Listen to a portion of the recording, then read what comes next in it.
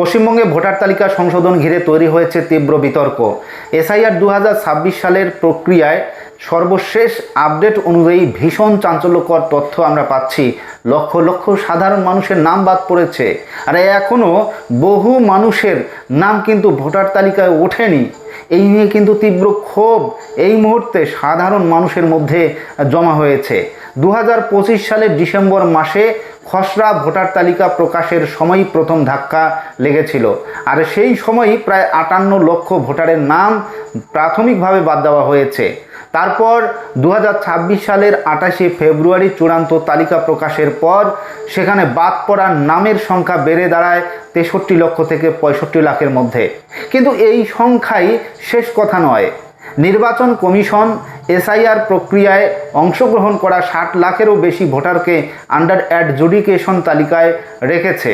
অর্থাৎ যেসব ভোটারের তথ্য নিয়ে সন্দেহ বা অসঙ্গতি রয়েছে তাদের ক্ষেত্রে সরাসরি নাম বাদ না দিয়ে যাচাই প্রক্রিয়ায় রাখা হয়েছে। এই অ্যাডজুডিকেশন প্রক্রিয়ায় ভোটারদের নথিপত্র যাচাই করা হয়, শুনানি নেওয়া হয় এবং তারপর সিদ্ধান্ত নেওয়া হয় নাম তালিকায় থাকবে না নাম বাদ যাবে। কিন্তু এখানেই তৈরি হয়েছে সবচেয়ে বড় জটিলতা। সর্বশেষ 2026-এর মার্চে যে রিপোর্ট আমরা পেয়েছি সেখানে 37 লাখের কেসের শুনানি হয়েছে, কিন্তু তার মধ্যে মাত্র 22 লক্ষ নাম ভোটার তালিকায় পুনরায় যুক্ত করা হয়েছে। ফলে এখনও পর্যন্ত সেখানে 15 লক্ষ মানুষের নাম ভোটার তালিকা থেকে বাদ গিয়েছে। এই যে বিপুল সংখ্যক ভোটার তালিকায় এখনও পর্যন্ত নাম ওঠেনি, তারা কিন্তু ভোট দিতে পারবেন কিনা সে নিয়ে কিন্তু অনিশ্চয়তা তৈরি হয়েছে। ডিলিটেশন বা নাম বাদ দেওয়ার প্রক্রিয়াও সমানভাবে বিতর্ক তৈরি করেছে। নিশ্চয়ই জানেন, নির্বাচন কমিশনের যে দাবিগুলো ছিল মৃত, স্থানান্তরিত এবং ডুপ্লিকেট ভোটারের নাম বাদ দেওয়ার জন্যই এই পদক্ষেপ নেওয়া হয়েছে। কিন্তু বাস্তবে বহু মানুষ অভিযোগ করছেন তারা জীবিত এবং তারা একই জায়গায় বসবাস করলেও তাদের নাম কিন্তু সেই তালিকায় নেই, অর্থাৎ তাদের ভোটার তালিকা থেকে নাম বাদ দেওয়া হয়েছে। এমনকি অনেক ক্ষেত্রে পুরো পরিবারের নাম একসাথে ডিলিট হওয়ার ঘটনাও কিন্তু সামনে উঠে এসেছে। আরও বড় সমস্যা তৈরি হয়েছে প্রযুক্তিগত কারণে, বিশেষ করে সাইন বা ডিজিটাল সিগনেচার সংক্রান্ত সমস্যার কারণে বহু আবেদন আটকে রয়েছে বলে জানা যাচ্ছে। ফলে শুনানি শেষ হওয়ার পরেও অনেকের নাম কিন্তু তালিকায় যুক্ত করা হয়নি। এই পরিস্থিতিতে রাজ্যের বিভিন্ন জেলায় ক্ষোভ বাড়ছে। ইতিমধ্যেই একাধিক জায়গায় বিক্ষোভ, পথ অবরোধ এবং নির্বাচন দপ্তরের সামনেও অনেকেই প্রতিবাদ করেছেন। এই চিত্র কিন্তু আপনারা দেখেছিলেন। ভোটাধিকার নিয়ে অনিশ্চয়তা তৈরি হওয়ায় সাধারণ মানুষের উদ্বেগ কিন্তু চরমে পৌঁছে যাচ্ছে। এখন প্রশ্ন উঠছে, সমাধান কোথায়? বিশেষজ্ঞদের মতে দ্রুত এই সমস্যার সমাধান না হলে আসন্ন নির্বাচনে এর সবচেয়ে বড় প্রভাব পড়তে পারে। তো আজকে আমরা যে চিত্রটা দেখলাম একেবারেই কোচবিহার জেলার অন্তর্গত দিনহাটা মহকুমার গোবরাছড়া নয়ারহাট অঞ্চলের নয়ারহাটের যে বাসিন্দারা, যাদের নাম এই মুহূর্তে কারো ডিলিটেশন বা এখনও পর্যন্ত অ্যাডজুডিকেশনে রয়েছে, তারা কিন্তু পথ অবরোধ করলেন। তাদের একটি বক্তব্য, তারা ভারতের নাগরিক, তাদের ন্যায্য কাগজপত্র থাকা সত্ত্বেও তাদের নাম ভোটার তালিকায় ওঠেনি। ঠিক সে কারণেই ভীষণভাবে আজকে তারা আন্দোলন করলেন, পথ অবরোধ করলেন। আমরা কিন্তু সেই চিত্রটা দেখব, সঙ্গে থাকবেন। নয়ারহাটে আজ উত্তেজনা ছড়ালো স্থানীয় বাসিন্দাদের বিক্ষোভে। সকাল থেকেই এলাকার প্রধান সড়ক অবরোধ করে বসেন শতাধিক মানুষ। তাদের অভিযোগ, একাধিকবার শুনানি বা হিয়ারিং হওয়া সত্ত্বেও এসআইআর প্রক্রিয়ায় বহু যোগ্য ব্যক্তির নাম এখনও ভোটার তালিকায় অন্তর্ভুক্ত হয়নি। বিক্ষোভকারীরা জানান, বারবার আবেদন জানানো এবং প্রয়োজনীয় নথিপত্র জমা দেওয়ার পরও প্রশাসনের পক্ষ থেকে কোনো সঠিক পদক্ষেপ নেওয়া হয়নি। ফলে ক্ষোভে ফেটে পড়ে তারা রাস্তায় নামতে বাধ্য হয়েছেন। অবরোধের জেরে কিছু সময়ের জন্য যান চলাচল সম্পূর্ণভাবে ব্যাহত হয়। স্থানীয়দের দাবি, দ্রুত সমস্যা সমাধান করে সকল যোগ্য নাগরিকের নাম ভোটার তালিকায় অন্তর্ভুক্ত করতে হবে। অন্যথায় আগামী দিনে আরও বড় আন্দোলনের হুঁশিয়ারি দেন তারা। এমনকি ভোট বয়কটের সিদ্ধান্ত নিতে পারেন। আজকে কেন অবরোধ করছেন কেন? আজকে অবরোধ এই কারণে হচ্ছে, আমরা চারবার হেয়ারিংয়ে আসছি। আমি একজন অসুস্থ লোক, প্রতিবন্ধী লোক, 4বার হেয়ারিং আসার পরেও গত পরশুদিন আমার ফাইনাল লিস্টে নাম আসছে ডিলেট, মানে আমি মারা গেছি। তাই এবং আমার বাবার 2002-এর ভোটার লিস্টে নাম আছে, আমার ঠাকুরদের আছে, আমার মায়ের আছে, আমার 14 গোষ্ঠীর আছে।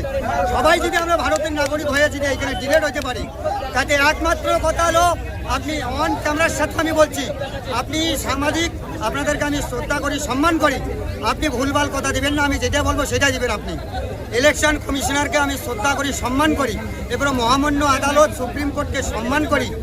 আমি 24 ঘন্টার মধ্যে এই জনসাধারণের যদি নাম না ওঠে এবং আমার নাম যদি ভোটার লিস্টে যদি পুনরায় নাম না ওঠে, তাহলে এই কারণে দাঁড় করবো। নিশিক প্রামাণিক কুচবিহার ডিস্ট্রিক্টে মাথাভাঙায় ও প্রার্থী বিজেপি, কিন্তু ও বাংলাদেশের গাইবান্ধার। ও যদি ভারতে আইসিয়া যদি ও ভোট করতে পারে, ও যদি স্বরাষ্ট্র দপ্তরের প্রতিমন্ত্রী হতে পারে, তাহলে আমরা 14 গোষ্ঠী, আমার বাপ দাদা 14 গোষ্ঠী এইখানে ভারতে জন্ম, আমরা ভারতবাসী, আমাদের কেন নাম কাটা হলো? এই নাম কাটার জন্য সুপ্রিম কোর্টে আমার লয়ার অলরেডি রেডি হয়ে গেছে দিল্লিতে। আমি 24 ঘন্টায় সুপ্রিম কোর্টে মহামান্য আদালতের কাছে এই কেস ফাইল করতে যাব এবং ইলেকশন কমিশনারকে আমি চ্যালেঞ্জ করলাম অন ক্যামেরার সঙ্গে, যতক্ষণ পশ্চিমবাংলায় জনগণের, যতক্ষণ গরিব মানুষের 29 তারিখ এবং 23 তারিখ 2 ধাপে ভোট আছে পশ্চিমবাংলায়, আমি ভোট করতে দিব না। কারণ আমি সুপ্রিম কোর্টে উকিলের সঙ্গে কথাবার্তা বলা শেষ, আমি 2টা কাজে আমি মামলা দায়ের করব। বাংলার শুভেন্দু অধিকারী, আপনি তো ভালোভাবে চেনেন আপনারা মিডিয়ার মাধ্যমে, ওর মা হচ্ছে জন্মস্থান বাংলাদেশে, তাহলে ও যদি ভারতের নাগরিক প্রার্থী হইতে পারে, আর আমরা ভারতের নাগরিক থাকার পরেও আমার 3 পুরুষ 14 পুরুষ ভারতে জন্ম, তাহলে আমরা কেন ডিলেট হলাম? এই কারণে আজকে এই কারণে পদবোধ ভোট করতে দিব না। আমি 4বার হেয়ারিং হচ্ছে দাঁড়া বিডিও অফিসে। কোন জায়গায় পদবোধ করছেন আপনি? এই নয়রার বাজারে রোডের সাথে, মেইন রোডের সাথে, হাইওয়ে রোডের সামনে। কি নাম আপনার? আমার নাম আমিনুর হক, আমার বাড়ি নয়রার অঞ্চল, আমার গ্রাম তৃতীয়কুটি, পোস্ট করলা, থানা সাহেবগঞ্জ। অবরোধ করছেন কেন? মোর বাম হাত বামটা মিলে বসি, ডাইনে জন্মগত হয়েছে, এখানে চলে না, বামটা চলে না, দোনো হাত খারাপ। মোর বউ ছাড়া মুই থাকতে পার না, কিন্তু মোর খুব অসুবিধা হওয়া লাগছে। মোর ভোট হয় নাই, মোর বউয়েরও ভোট হয় না। মোর ভোট না হলে মোর বউ ছাড়া কি করে ভোট হয়? দেখো তুই আর দেখো কম্বু। আপনাদের ভোটার লিস্টে নাম কেটে দিয়েছে? হ্যাঁ। প্রশাসন কি বলছে? হ্যাঁ, প্রশাসন বিডিও অফিস কি বলছে? বিডিও অফিস ভিডিও অফিসে মুই গেছো একদিন, তা কইছে যে তোমাদের নাম অনেক না উঠছে। তা এখন 2 হাতে কম কম, মোর নাম হচ্ছে মোহাম্মদ লুৎফর রহমান, গ্রাম পড়ে তুতিয়ারগুড়ি, থানা নয়ারাজ, মহকুমা দিনাজপুর, ডিস্ট্রিক্ট কুচবিহার। এবং মোর ভোট হলে মোর বউয়েরও ভোট হয় না। মোর ভোট না হলে মোর বউয়ের কি করে ভোট হয়? কিন্তু বাহনের ব্যবস্থা করি দাও তোমরা বলে কে মোর 2 হাতে কম কম ভিক্ষা করি খান। দেখো কি নাম আপনার? মোহাম্মদ লুৎফর রহমান, দোনো হাত একদম কম। দেখো আপনার শহর দিনহাটায় 4র্থ শ্রেণীর ম্যাট পরীক্ষায় নজর কাড়া সাফল্যের শীর্ষে আমরাই। আপনার সন্তানের উজ্জ্বল ভবিষ্যতের জন্য সঠিক গাইডেন্স খুঁজছেন? তাহলে চলে আসুন নেক্সট জেন একাডেমিতে। এখানে 5ম থেকে দ্বাদশ শ্রেণী পর্যন্ত সকল বিষয় অভিজ্ঞ শিক্ষক মণ্ডলীর দ্বারা অতি যত্ন সহকারে পড়ানো হয়।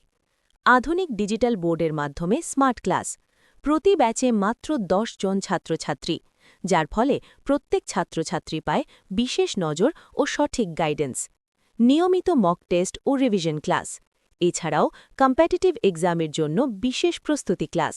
বিশেষ দ্রষ্টব্য, এখানে নবোদয় বিদ্যালয়ের ভর্তি প্রস্তুতি এবং বিভিন্ন মেধা বিকাশ পরীক্ষার কোচিং দেওয়া হয়। ঠিকানা ডাকবাংলো পাড়া, ওয়ার্ড নং 6, দিনহাটা, কোচবিহার। যোগাযোগ 6301278041 এবং 9641478808। আজই আপনার সন্তানের ভবিষ্যৎ গড়তে ভর্তি করুন নেক্সট জেন একাডেমিতে।